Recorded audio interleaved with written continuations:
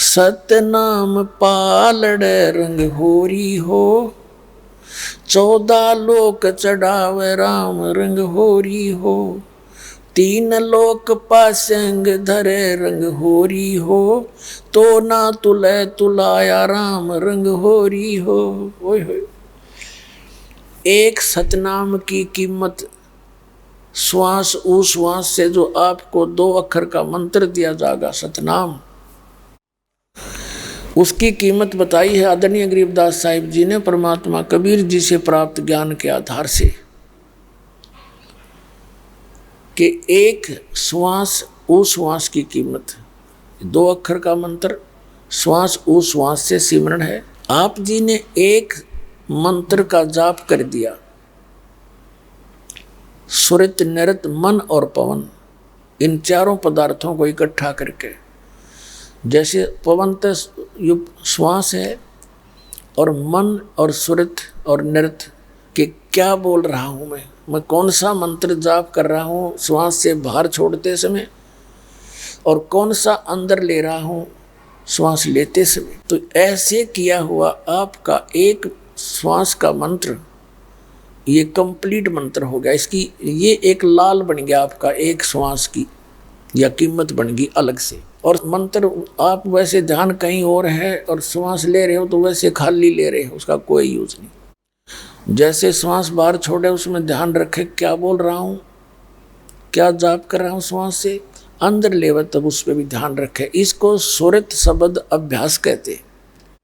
शब्द यो मंत्र है, सुरत हमारी ये आत्मा की आँख है, ये इसके साथ लगानी है, मन भी सुरत भी नृत्य भी। तो ये एक कंप्लीट मंत्र हो गया।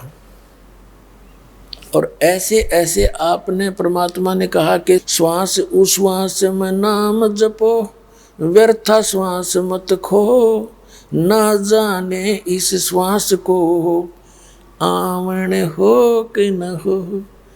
परमात्मा ने यहाँ तक कहा है कि श्वास उश्वास में नाम जपो और व्यर्था सांस मत खो, ना बेरा इस सांस का फिर आवन हो कि ना हो।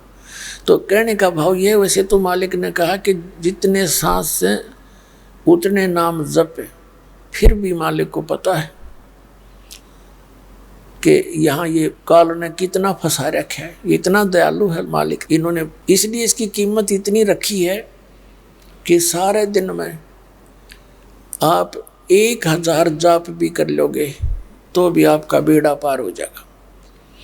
और 1000 में कम से कम 500 मंत्र का भी जाप आप डेली कर लोगे श्वास उश्वास से, और कति सुरत नृत्य से जो चाक है, नो नहीं बस फॉर्मेलिटी करनी है, तो भी आपका मोक्ष निश्चित है, ये सत्कर्मांड। और एक बार आप इस नाम को जपना शुरू करके देखना, जिनको मिल गया उनको तो पता ही है सतनाम का, तो उसमें कितना आनंद आएगा आपको, आप ही अनुभव कर सकते हो उस आनंद को। अब जैसे ये और मंत्र देते हैं, इनका कोई अस्तित्व नहीं, क्योंकि इनमें वो आनंद आ ही नहीं सकता जो परमात्मा की भक्ति में आया करे। आत्मा गदगद होती चली जाती है, कुछ दिनों में आपके ये अंतःकरण के मैल कट जाएंगे और फिर जरा भी चर्चा चला करेगी परमात्मा की, आंखों से आंसू आने लग जाएंगे आपके। तो इसके बारे में बताया है कि जैसे सूरज के आगे बदरा ऐसे कर्म छयारे, और प्रेम की पवन करे चितमंजन झलके तेज नयारे। जैसे सूरज का आगे बादल छा जाते हैं, सूर्य विद्यमान होते हुए भी हम देख नहीं सकते, और फिर हवा चलती है तेज, बादलों को इधर उधर फेंक देती है, सूर्य का ज्यों का त्यों तेज हमें दृष्टिगोचर होता है। तो परमात्मा कहते हैं आपके अंतःकरण में, परमात्मा और आत्मा के बीच में ये पाप कर्मों के बादल छा गए।